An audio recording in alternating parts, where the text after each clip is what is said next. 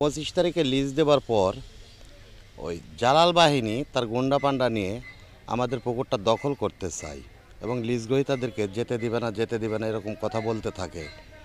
এই কথা শোনার পর আমি একদিন কামাল ভাইয়ের কাছে আসলাম, এসে বললাম, ভাই দেখেন এই বিষয়টা এরকম, তো কি এটা বলতেছেন বলেন তো শুনি তো। তখন আমাকে কামাল ভাই বলল যে আচ্ছা দাঁড়াও, বলে বকুল মেম্বারকে ডাকা নিল, এখন ভারপ্রাপ্ত চেয়ারম্যান ডাকা নিয়ে বললে, বকুল কথাগুলো শোনো তো। এই কথা বলার পরে বকুল আসলো, এসে কথা আমি বলতে লাগলাম যে ওরা যে জমিটা দখল করতে যাচ্ছে, এই দখল করতে যাচ্ছে এদের ডকুমেন্টস কি। তখন ও বলল যে আছে, ঠিক আছে এই কথাগুলো শুনবো আমি। তখন এই কথা বলতেই ওরা হট্টগোল লাগা দিল। কামাল ভাইকে আমি তখন বললাম যে ভাই আমার কথাগুলো শুনেন।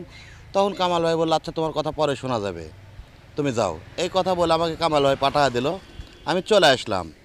আসার পরের দিন আমার লিজ গ্রহীতাদেরকে মেরে হাসপাতালে পাঠা দিল ওই হেলমেট বাহিনী, অর্থাৎ এই জালালেরা, জালাল আজাদ। এরা 5 তারিখে ছাত্র আন্দোলনের মিছিলে ওরা হামলা করছে, এটা প্রমাণ আছে।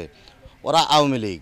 আচ্ছা, ওরা জবরদখল করতেছে। কামাল ভাইকে বারবার বললাম, বলার পরের দিনে যায় আমার জমি দখল করলো তারা, বা আমার লিজ গ্রহীতাদেরকে মারলো।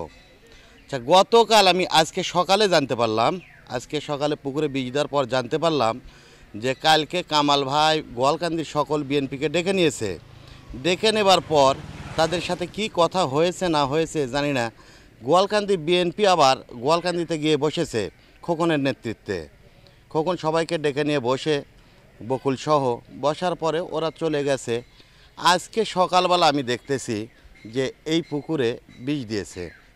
আসলে এই কাজগুলো কে করতেছে আমি আপনাদেরকে এটা তদন্ত করে বের করার জন্য অনুরোধ জানাচ্ছি।